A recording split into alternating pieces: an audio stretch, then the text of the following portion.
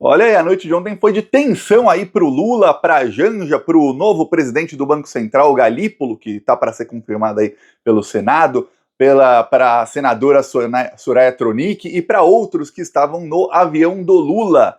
Por quê? Porque o Lula esteve no México. Esteve primeiro na ONU, depois esteve no México para a posse da primeira presidenta da história do México, a Cláudia Sheinbaum, que foi eleita aí com quase 70% dos votos. Saiu o López Obrador, que é chamado lá no México de AMLO, e saindo o AMLO, que é o presidente com maior aprovação da história do México, ele é um exemplo de comunicação aí no século XXI, um exemplo aí para a esquerda. O pessoal do Lula deveria ter ficado no México aí tendo aulas com o presidente do México e com a equipe de comunicação dele. Inclusive o próprio Lula deveria ter umas aulinhas particulares, porque boa parte da comunicação é feita pelo presidente. E o presidente do México faz muito bem a parte dele na comunicação. Toda vez que o Paulo Pimenta, quando era ministro, era questionado, ele dizia que muitas coisas o Lula não queria fazer. Pois bem, o Lula foi lá, foi para a posse, cerimônia muito bonita, e saiu do México para retornar ao Brasil. Depois do Brasil, ele tem aí daqui 2 semanas viagem para a Rússia, para a cúpula dos BRICS, que vai ser em Kazan, na Rússia. E essa viagem está preocupando muito os Estados Unidos. Eis que o avião do Lula sofreu uma pane. Um dos motores simplesmente, não se sabe se explodiu, mas um dos motores parou de funcionar. É um avião bimotor, então ficou rodando com apenas um motor. Com um motor não dava para o avião do Lula, não teria autonomia para ele sair do México e chegar no Brasil. Também é perigoso o aeroporto com apenas um motor ficar circulando longe de aeroportos. Ele tem que ficar num local mais ou menos seguro para caso dê algum problema, dê tempo dele pousar, fazer um pouso de emergência e não acontecer alguma coisa pior. Pois bem, eis que o avião do Lula ficou 5 horas circulando em torno do aeroporto da Cidade do México e depois voltou. Ou seja, o Lula deu um passeio de avião aí pelos céus da Cidade do México. Imagina a tensão, você tá no avião sabendo que um motor já pifou, só tem o outro e você ainda tem que ficar mais 3, 4, 5 horas andando em círculos, literalmente em círculos. Aliás, não é literalmente em círculo porque foi oval o trajeto que fez o avião, senão eu diria que é literalmente. Mas olha, o Lula saiu de um lugar e chegou ao mesmo lugar. Eu vou te mostrar aqui o trecho que fez o Lula, como foi o trajeto do Lula, para você entender o que eu estou falando. Vamos lá. Tá aqui, avião da comitiva do Lula. Então, esse aqui foi o trajeto aí feito pelo avião do Lula. Pode ver, ele saiu de um lugar e ele voltou para o mesmo lugar. Eu vou mostrar aqui para você ampliado, para você ter uma ideia. O avião saiu daqui, aí ele começou a dar voltas. Cada linha dessas aqui é uma volta que o avião deu, tá?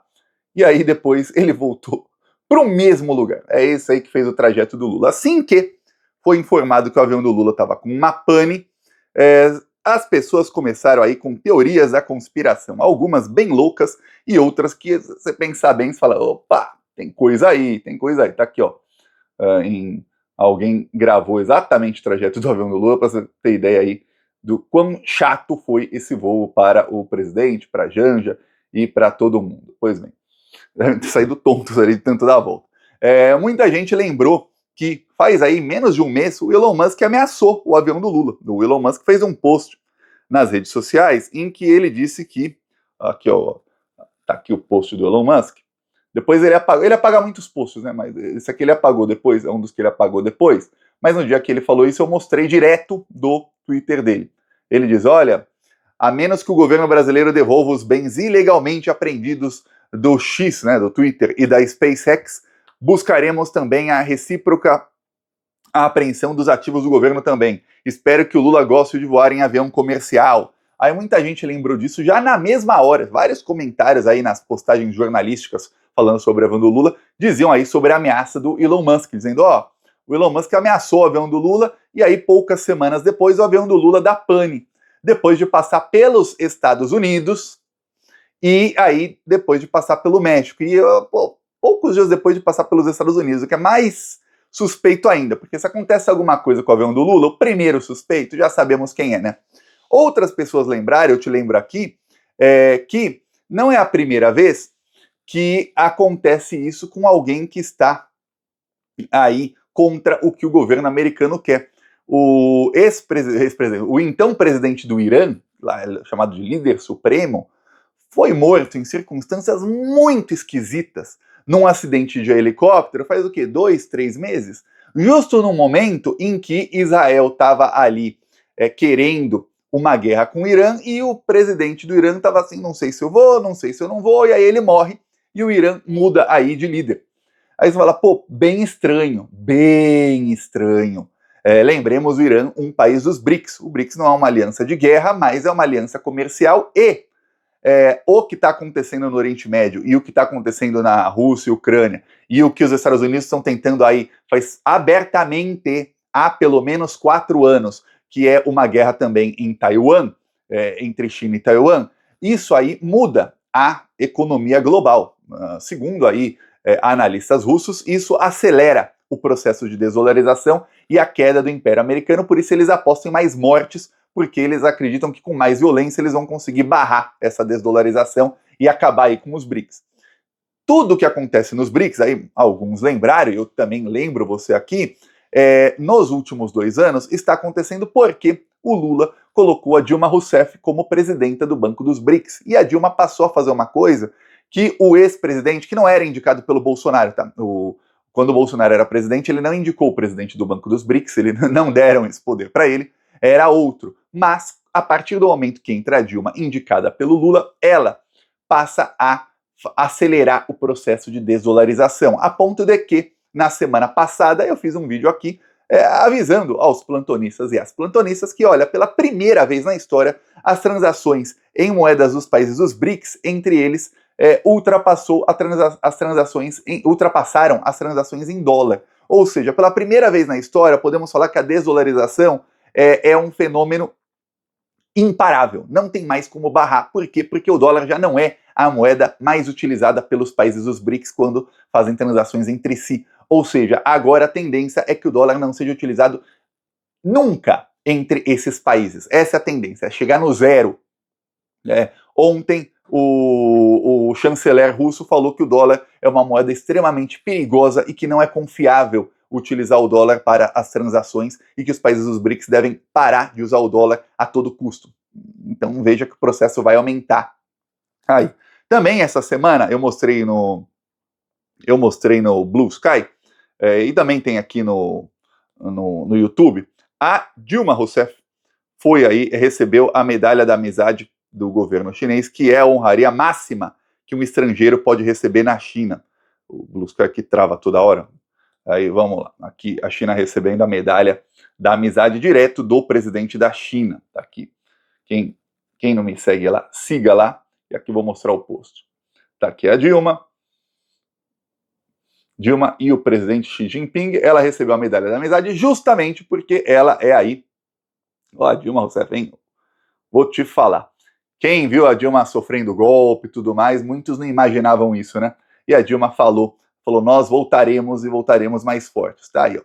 Ela recebendo aí do homem mais poderoso do mundo a medalha da amizade, honraria mais alta concedida a um estrangeiro na China, porque ela lidera aí o processo de desdolarização. E muitos eram com teorias da conspiração e tal, será que foi, será que não foi? Muitos até dizendo, olha, é difícil até que se investigue, porque os militares brasileiros são tão corruptos e tão vendidos aos Estados Unidos que se alguma coisa acontecer, eles vão falar que não foi bem assim e tudo mais. Realmente esse argumento aí eu concordo 100%, comenta aí se você concorda ou não. Se alguma coisa um dia acontecesse com Lula, esperamos que jamais aconteça, não confio em investigações dos militares brasileiros, mas não confio mesmo. Se tem alguém o último órgão que eu chamaria para investigar seriam os militares brasileiros. E aí, muita gente começou a falar isso. A versão é a seguinte: teve uma pane numa das turbinas, provavelmente porque foi atingida por um pássaro, ou seja, acontece, é raro acontecer aí nos céus, mas não tão raro que um avião que está decolando, um pássaro bate na turbina e a turbina quebra. Por isso, muitos dos aviões aí, a grande maioria dos aviões comerciais, são bimotores, dá tempo do avião aí fazer um pouso de emergência em algum lugar. No caso do avião do Lula, ele teve que ficar mais 4 horas e meia no ar, porque no total foram 5 horas, porque o avião estava com combustível para sair do México e ir até Brasília. E aí é muito combustível, e é extremamente perigoso um avião pousar com o tanque cheio, o combustível fica nas asas. Então, se dá qualquer problema, pode ter uma explosão ou duas explosões. Então, no caso é uma mega explosão. Então o avião tinha que ficar queimando combustível exatamente para chegar na hora de pousar e não ter nenhum risco de explosão ou de algum problema maior. Ainda mais se tratando de um avião com apenas uma turbina, é muito mais imprevisível o pouso. E para quem não sabe, eu explico. Num momento aí na aviação, os dois momentos mais perigosos são a decolagem e o pouso. Nesse momento que acontece aí 90% dos incidentes ou acidentes. Durante o voo, realmente é bem mais raro que alguma coisa aconteça. Então, o pouso ali, por ser o momento mais perigoso, é o momento que todo mundo tem mais cautela. Por isso, o Lula teve que ficar aí tantas horas no ar. O que acontece é o seguinte, o Lula agora ele já pegou o avião reserva para ir para Brasília. O Lula já estava reclamando do avião. A imprensa começou já a bater no Lula, falando que o Lula está usando isso para falar que quer comprar um novo avião custa $1 bilhão. É engraçado que quando o Joe Biden compra um avião por sabe-se lá quantas dezenas de bilhões de dólares, você não vê da imprensa brasileira ou americana falando que, nossa, como esse cara tá jogando dinheiro no lixo com avião novo. Aí quando o Lula tá com o avião todo capenga, avião que no governo Bolsonaro serviu até para transportar cocaína, aí no governo Lula, o avião todo capenga, aí não, aí nossa, o Lula quer jogar, eles querem que o Lula caia para assumir o Alckmin, é isso que eles querem. Inclusive, lá na rede nazista, lá no Twitter, o que os bolsonaristas estavam mais falando é sobre isso. Alckmin, prepare-se. E estavam os bolsonaristas comemorando que o avião do Lula deu pane. Eles estavam lá dizendo, o avião do Lula enfrenta problemas no México, e aí ficaram os bolsonaristas ali torcendo para o avião do Lula cair. Mas olha, eu vou falar, é uma nojeira esses bolsonaristas falam, o avião do Lula Molusco pousou, vai ficar para a próxima. Em brincadeiras à parte, tem a população que merece viver. Quer dizer, esse é o nível aí dos bolsonaristas. Aí tem gente aqui, olha, esse é o avião do Lula que eu queria, pousando, aí coloca um vídeo de um avião. Na verdade, esse vídeo não é um avião caindo, se você ver, é um modelinho de plástico, mas parece um avião caindo. Aí fala, esse é o avião do Lula pousando. Aí tem uns dizendo, tragédia, infelizmente, avião do Lula pousou em segurança. Coloca o vídeo de alguém, no caso o Cristiano Ronaldo, triste, assim, que pena. Estavam lá os bolsonaristas torcendo pro... esses mesmos aí, né? É engraçado quando algum bolsonarista sofre alguma coisa e alguém fala um A, esse pessoal se faz de vítima, chora, fala, a esquerda é nojenta, olha como a esquerda é violenta. Quando a Dilma era presidenta e ficou doente uma vez, o próprio Bolsonaro falou que queria que ela morresse de infarto ou câncer e tudo mais, e aí não tem problema algum. Eles torcerem para o avião do Lula cair, não tem problema algum.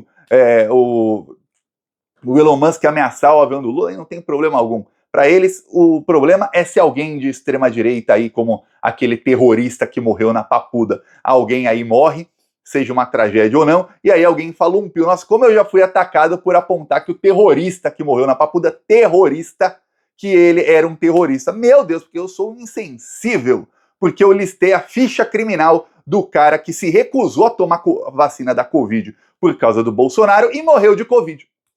E aí, antes de morrer de Covid, tentou dar golpe de Estado, tentou queimar o Salão Verde da Câmara dos Deputados com um líquido inflamável, destruiu obras de arte, destruiu uma viatura da Polícia Legislativa, quebrou vidros, quebrou um monte de coisa. Aí esse pobre coitadinho, errado estou eu, nem falei algo do tipo, nossa, que bom que morreu, que é o que os bolsonaristas estavam aí torcendo pro Lula. Nem falei nada disso. Falei, mais um aí que acabou com a sua vida literalmente por causa do Bolsonaro. Se tivesse tomado a vacina, estava vivo, estava enjaulado e vivo.